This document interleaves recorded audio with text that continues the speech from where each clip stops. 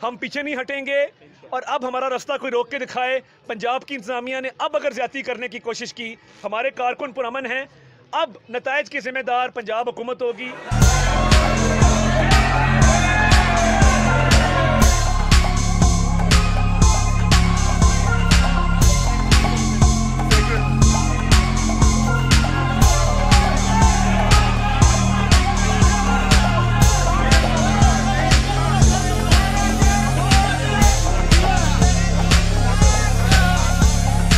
Police गर्दी की ये बदतरीन मिसाल है कि जिस तरीके से पुलिस को बतौर सियासी आला कार इस्तेमाल किया जाता है।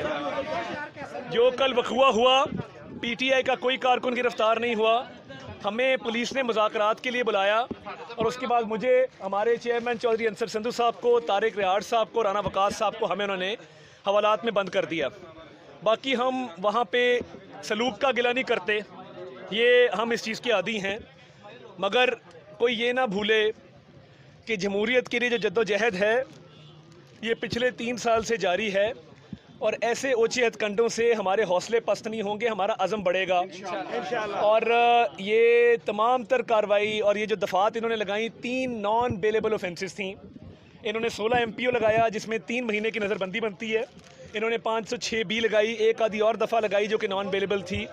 आज जब हमारे वर्ल्ड रिकॉर्ड होल्डर बार के सदर साबिक मुस्तनसर गोंदल साहब और पूरी बार पेश हुई और उन्होंने कहा कि अदालती निज़ाम हम यहाँ पे नहीं चलने देंगे।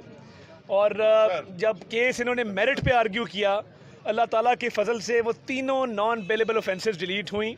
अब चलान पेश किया जाएगा और ये मेरिट पे केस सुना जाएगा। मेरे पास तमाम कार्रवाई का वीडियो रिकॉर्ड मौजूद है। ये अगर पुलिस के ज़रिए ही इलेक्शन लड़ने हैं, ये तब लड़े जाते हैं जब आप अपने मुखालिफिन का सियासी मैदान में मुकाबला ना कर सकें। और मुझे पता है कि प्रिंसिपल सेक्रेटरी टू वज़ीर आला ताहिर खुर्शीद साहब इसके पीछे थे, बुज़दार साहब इसके पीछे थे, इमरान खान साहब इसके पीछे थे। तो मैं तो यहाँ से घर नहीं जाने वाला। मेरी रिहाई अल्लाह ताला के फजल से हुई है, मेरी बार ने यहाँ किरदार अदा किया है।